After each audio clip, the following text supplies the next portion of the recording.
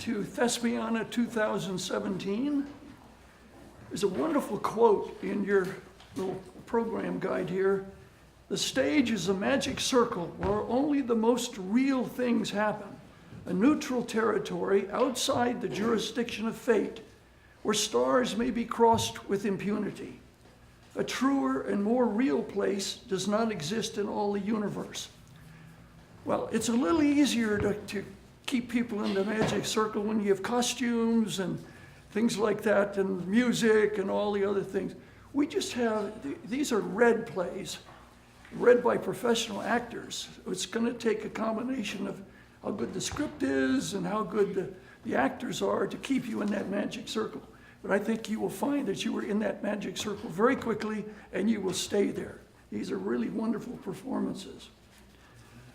We also have something that Shakespeare didn't have in his day. We have a guy who's, let's see, actor, gotta get all these things down, director, he's a radio host, playwright, an all-around good guy, Warren Epstein, who's going to act as our narrator and our master of ceremonies for the evening. So let's give him a warm welcome.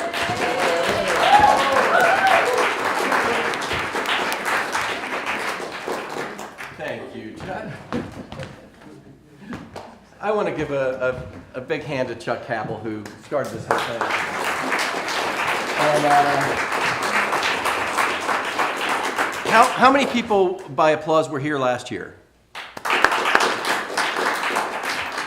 Would you tell some friends? We're still getting the same faces. Come on! Help us sell this thing. So, Chuck's an interesting role model for me, because I love this idea of finding your second act. A guy who was a brigadier general in the Air Force and decides, I want to be a playwright, and I'm not going to wait for Hollywood to discover me. I'm just going to do this. And I think it's wonderful. And so he's put together some folks, some of the best actors in town, some of the best directors in town, and some people like me who just want to write stuff and get a chance to have it produced. So it's been just a tremendous experience for all of us, and I thank you very much. For all of you who might have cell phones, and I know most of you don't have any cell phones on you, I'm going to ask you to press the button. There's one that actually makes it turn off instead of just turning the ringer off. And let me give you a reason why I'm saying turn the whole thing completely off. I was at a play festival called Craft Theater. I don't know if anybody's heard of that one. A wonderful thing Cathy Paradise does. And I was actually involved and directed one of the plays, but I'm in the audience. This was at the Millabo, formerly Millabo Art Theater, was now the Black Box off on Pecan Street. And I'm in the back row, and little preface, I've got this, anybody have the big iPhone 6 with the Siri that is voice activated? So I have this, and I've been bragging to my wife who does not have this. So she has to take my annoyance of every morning, hey Siri, what's the weather today? And she's like, oh gosh, boys and their toys, right? Well, I went to this play, and I turned off my ringer when the person giving this talk did. And unfortunately, the voice activation of Siri was still in effect. So everything's fine until midway through the first act, somebody says something on stage that Siri thinks sounds like, hey Siri. So now she says, what can I do for you, Warren?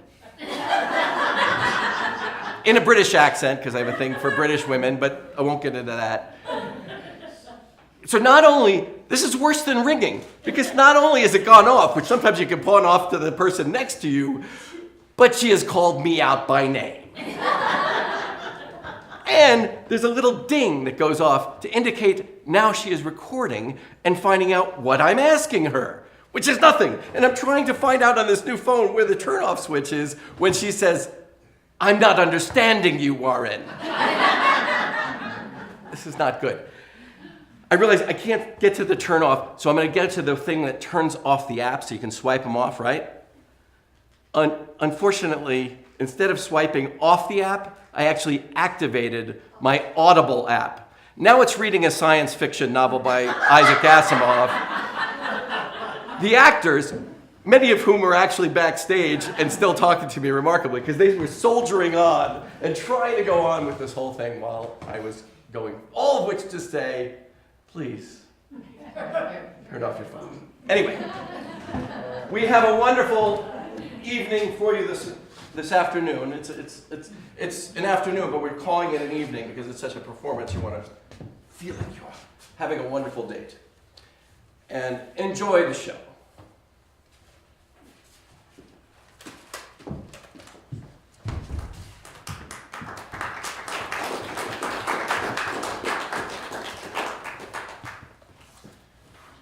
Our first show,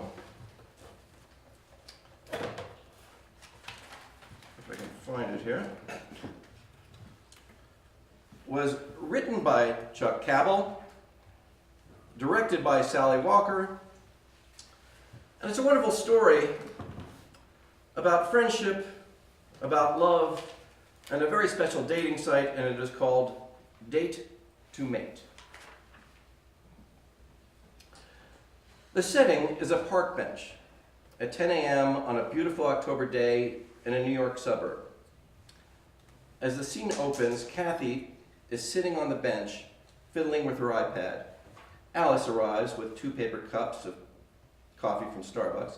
After they embrace and exchange greetings, they both sit down on the bench.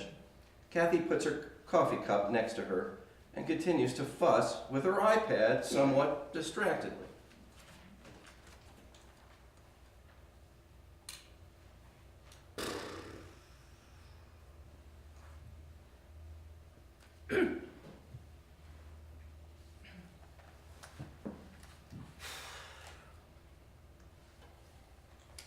Sorry to disturb your Pokemon game, baby doll. How many have you caught so far? Oh, sorry. Sorry, just had to finish a tweet. So, how are you? Me? Oh, I'm fine. Probably not a whole lot different than when you called me 20 minutes ago to come meet you in the park. Oh, right. So what gives? Well, Look, I've known you long enough to know this isn't just it's a beautiful day in the park, let's have coffee kind of thing. You have something on your mind. Out with it, woman. I'm not sure how to start. Okay, you know I broke up with Brad. Yeah, a while ago. So now you're in love with a Maori tribesman from New Zealand. Something about the way his tongue explodes from his mouth when he makes a face at you. Oh, God. No, I get it. That can be very sexy. So when are you moving to the jungle? Stop it. All right, I subscribed to a dating service last week. Oh God, you didn't. Not again. Yeah, I know. The service gets all your money and all you get are weirdos. But I think this one is different. Right. Uh-huh. So, what? 3rd time's the charm, maybe? So what's this one called? Hookups from hell, maybe Orgasms Anonymous. Horny hugs from Hoboken. Ooh. Really? Now knock it off. This one is called Date to Mate. It's for people looking for a long-term relationship, not just a casual fling. So, what's the gimmick? Isn't there usually a gimmick like the site's only for left-handed Eskimos with red hair or something? Will you stop it? No, there's no gimmick that I'm aware of. There's a questionnaire, of course, but it's pretty straightforward. Looks like the service is sincerely trying to keep out the casual looky-loos and perverts. So, what do you think so far? Are you getting hotties or not so hots or hottentots? What do they look like? Well, that's actually one of the differences. There's no pictures. You get some statistics and a paragraph or 2. That's it. So this guy you're in love with might very well be a Maori tribesman after all. I mean, how would you know? I mean, they just... Stop it with the Maori stuff already. Look, I called you because... Oh, hell. Read this. It's signed, Just a Regular Guy.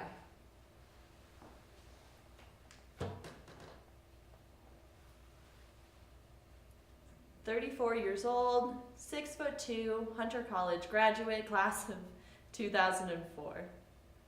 You know what, that kind of sounds like my Dave if I didn't know better. Read on. Looking to settle down with a warm-hearted woman who likes candlelight dinners, long walks on the beach in the moonlight, and long, slow, deep, soft, wet kisses that last 3 days. Ugh, what a bunch of pretentious crap. That's not me.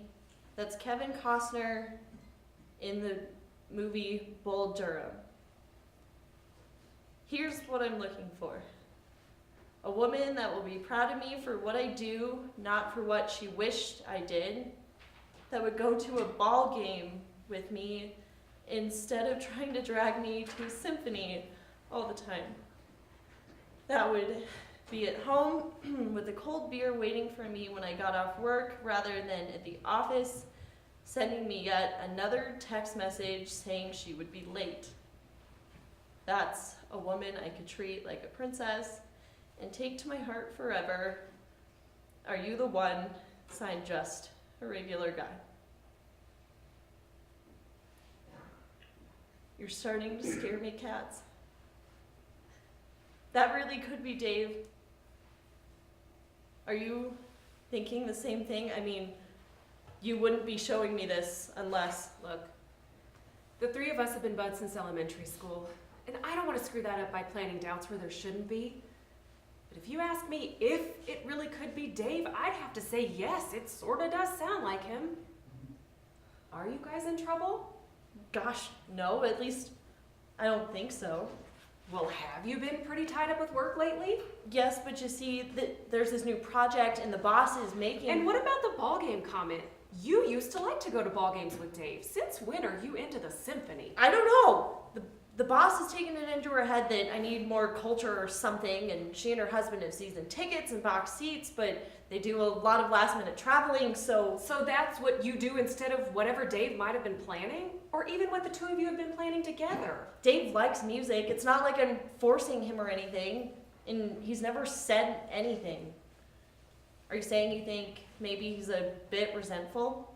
I'm not saying anything. Just a regular guy is. And he sounds more than a bit resentful to me. And you haven't been to a ball game since you got your new job. No, you're right. You're right.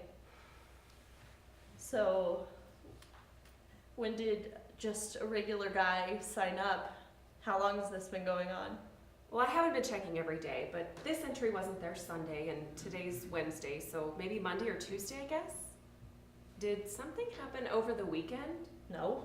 Well, not really. No. As I recall, you dragged him off to your company picnic when he wanted to go deer hunting with the guys. Did you do that "oh Dave" thing again? What "oh Dave" thing? You know, "oh Dave, you couldn't hit a cow with a bazooka, and what would we do with it if you did? The company picnic is a big event. It's a great opportunity for me to impress the boss. She likes to be surrounded by happy families, so we're going." That "oh Dave" thing kind of says to Dave that what you do is important and what he does isn't. I don't do that. Do I do that? Oh, I do that! Pretty good guess by somebody who wasn't there, don't you think? But that makes me sound horrible. And did he know anyone at the party other than you? I'll bet he had to stand around like a big dummy while everybody traded office gossip and talked shop. Did Dave even talk to anyone? Well, I mean, he must have. I'll take that as a no. Did you even talk to him, or were you too busy, what did you call it, impressing Her Royal Highness? Well, it was the office picnic, so of course there was a lot of office stuff going on. And I'll take that as another no. And when you introduced Dave and someone asked, "What do you do, Dave?" did you answer for him? Were you afraid he would tell his actual story? That he went to Hunter College? That he tried to work in an office afterward, but he just hated it? That he loves to work with his hands? That he and a buddy put a business together, taking on projects that nobody else can do? Would you have told that story with the pride in your voice that Dave deserves? No.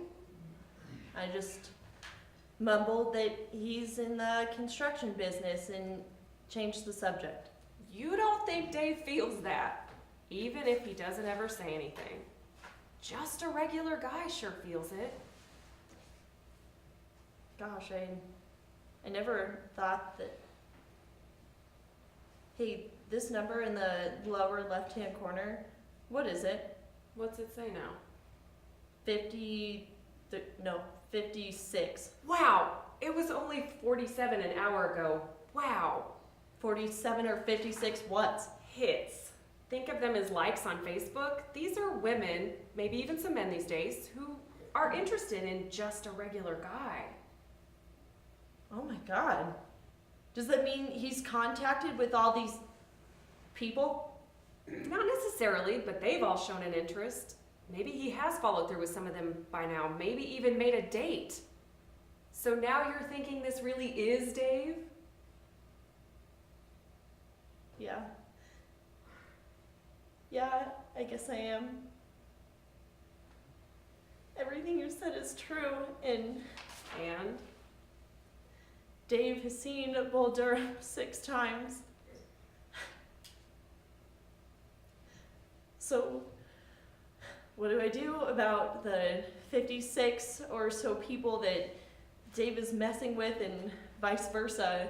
Should I kill him or should I kill them? But how do I even find out who they are or if he's contacted any of them? Theoretically, you can't. This is meant to be highly confidential. NSA should have this kind of security. It's all handled through a special server, yada yada. You won't see any of it in his cell phone contacts or tweet file. Until it's too late, that is. What do you mean, too late? I mean, at the point he doesn't think he has to be careful. If you found out, so what? He might even want you to find out. Well, that's it. I'm going home and I'm gonna have it out with him right now. Bad idea. Really, really bad idea. Rotten idea, in fact. Why? What's wrong with it? Several things, actually. Calm down. Okay, first, you're feeling betrayed, wounded, and highly pissed off. You don't want to rush off and confront Dave when you're like that. The hell I don't. What's the second reason? Dave will just deny it. You don't have pictures. All you have are some statistics and a paragraph that sounds like Dave. The CIA would call it plausible deniability. Well, then at least he would know that I'm onto him and he'd quit. No, he'd know you were onto him and he'd be more careful. Then you're back in the too late scenario. And there's another reason. I can't wait. Yeah, it's a dandy. Think. The name of the site is Date to Mate, not date to fool around for a while. These people are seriously bummed out with their present situation and looking to change partners. So what should I do? I love Dave and I don't want to lose him. At least not before I kill him. Actually, you're kind of in a good place. Okay, for the place you're in, that is. Look, you are on to Dave, but he doesn't know it yet. That gives you a huge advantage. Make the most of it. Yeah, I'm listening. Be really, really nice to him. He, of course, being a man, will attribute your new demeanor and attention as your belated recognition of his innate studliness. You can lay it on as thick as you like. He'll never catch on. Better make it good, though. You're in competition with 56. Oops. Make that 60 other women and or men. Oh God. I'm not sure I can do that knowing what I know. Well, you sure couldn't do that if Dave found out what you know. It wouldn't work then. So you'll just have to put on your big girl panties and do it without letting on. Women have been doing that since Eve taught the trick to Cain's wife, so I'm sure you can do it too. Oh, and while you're doing that, you need to do one other thing. Okay, lay it on me. You need to gather evidence. What? How do I do that? And why? Why? Because you're not sure plan A is going to work. How? Check with our good friend Mr. Google. Oh wait, wasn't there an ABC special on signs of infidelity not too long ago? Yeah, here it is. 7 signs your spouse is cheating on you. Do you remember that? Yeah, I do actually. Dave wanted to watch it, but I wanted to watch something else, so I made him switch. I didn't think about why he might have wanted to watch it at the time. Not too hard to figure out, I guess. Okay, here goes. Quote, is your spouse, number 1, overly protective of his or her cell phone? Number 2, No, he leaves his cell phone lying around all the time. I answer it sometimes. listen, I'm not looking for answers now. You need to Google the list at home and keep a daily log. I'm just going over it now so that you'll get the idea. Besides, Dave may have a separate throwaway phone you don't know about. The phone you see may be a decoy. Damn it. You're right. Okay, so this means I really have to pay attention. Right. Number 3. Oh wait, we didn't cover number 2. So number 2 frequently deletes text messages. I'm not sure Dave even knows how to text. Sorry. Number 3, losing weight and working out more. Number 4, working longer hours. Number 5, spending more money than usual. Number 6, smells like perfume. Number 7, something just doesn't feel right. Wow. This is going to take some work. I mean, the only way to check if Dave is really working late or not is to call him. Won't that spook him? Not if you say the reason you called is because you miss him. Men are suckers for that kind of thing. I guess. Oh, and another thing. Dave does the finances. I've never even seen the budget, so I wouldn't know if he's spending more than usual or not.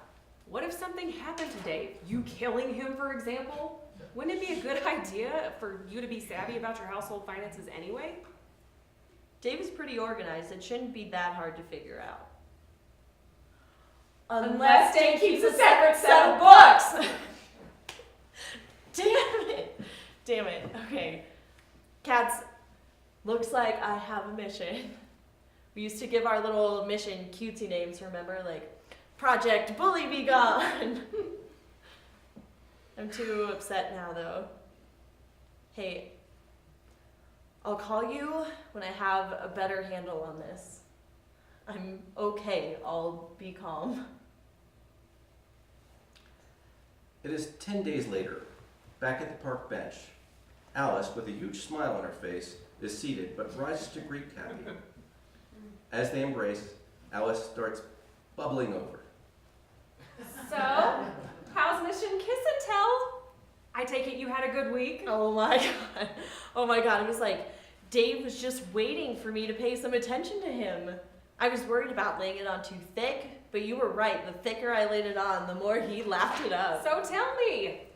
Well, I didn't know what to do at first. I was so hurt and pissed off. I was afraid of giving it all away. But you would have been proud of me. I calmed down and I focused on the mission. So when he came up the walk, God, he looked so discouraged. Anyway, I was waiting at the door with a beer and a kiss. The kiss, of course, was to check his collar for lipstick and to sniff him to see if he had picked up any perfume.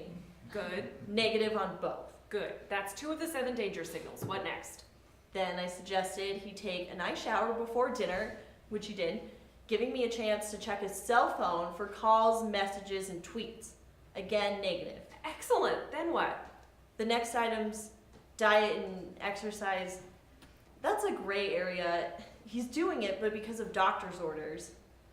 I have to admit, he looks pretty damn good. Okay, that could be an uh-oh. Probably not, though. All right, that's 4. Keep going. He worked late 3 nights in a row, but that's because he had a rush roofing job over at the Toyota place, and they were willing to pay him overtime. I called him, and I could hear his partner talking and hammering away next to him, so I'm sure he was there. Oh, you know what? He bought me some flowers on his way home. Okay, they were from Safeway, but it was a nice thought, don't you think? Very nice. Of course, some men do that when they're having an affair and feel guilty about it, but... Oh, yeah, Smarty? The flowers never even made it to a vase. In fact, I'm not sure where they are. Under the couch, maybe? Oh, la la la la la la. TMI. TMI. Okay, we'll count that as 5. 2 danger signals to go. How about the money thing? Oh, he was happy to show me the budget. He started making all the money decisions when we first got married, and he was still doing it by default. It was fine when we only had one income and we were doing boards and bricks for bookcases. He really wanted my input, but I was just too busy, so he just did it all himself. Now we've actually made some long-range plans together. And? Right. No extra unaccounted for expenditures at all. Good, that's number 6. Now for the biggie. Do things feel right? Yes. Yes, they do. But it took just a regular guy to open my eyes. And you. It's amazing, isn't it, how it can be right in front of you and you just don't see it. I guess I was too caught up in my own career and stuff to see that Dave was really hurting. And we'll never make that mistake again. So, despite a couple of minor questions about the 7 danger signals, you think you're home free. I do. And I haven't been this happy in years. Wait a minute. Don't you? Yes, I definitely do. How come you're so sure? Maybe because I'm just a regular guy. Yeah, that's funny. But seriously. No, I mean I am just a regular guy. I put that in Date to Mate. Dave doesn't know a thing about it. You? You wrote that. How could you do that? Do you know what you put me through? How the hell could you do that to me? I thought we were friends. Yeah, I know. I'm just a big doo-doo head. I did it to save your marriage, you nitwit. It was going down the toilet and you didn't have a clue, but I did. I saw it happening. Be honest. Aren't things a lot better now? Well, yes, but how could you? I was so mad at him. I was ready to walk out. I was damn near ready to shoot him. What if I had done that? How could you have taken a chance like that? Only because I know you both so well. The eternal triangle. That's us, remember? Besides, it worked. All you have to do is keep it going, right? And by the way, no need to mention any of this to Dave, okay? You know how men are. Yeah, I guess. But you're still a big doo-doo head. I'm supposed to meet Dave at the Toyota place. We're going to a Yankee game. What about work? I told my boss I'm taking the day off. Thanks, kiddo. I guess we're stuck with each other. Eternal triangle forever. Found it. Blow it up, make it sparkle.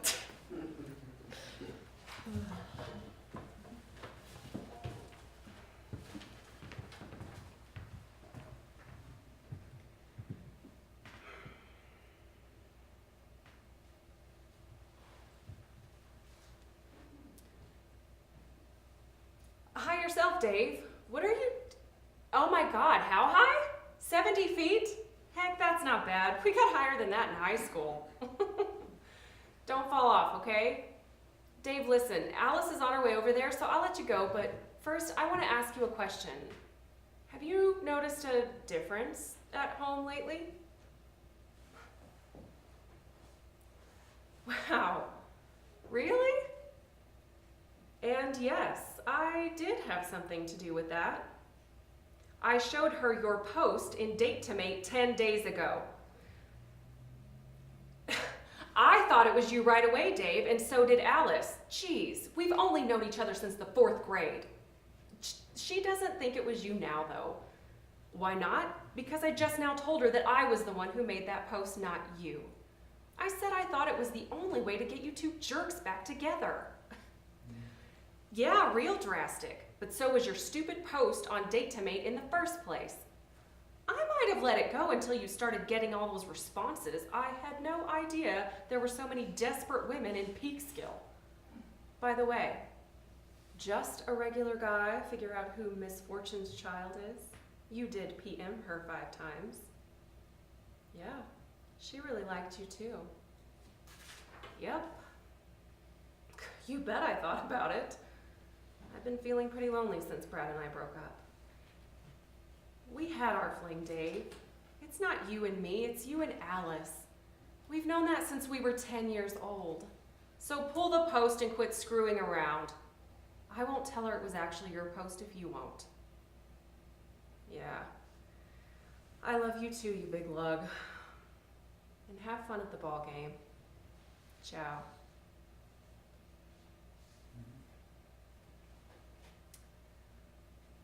Yep. That's me, all right.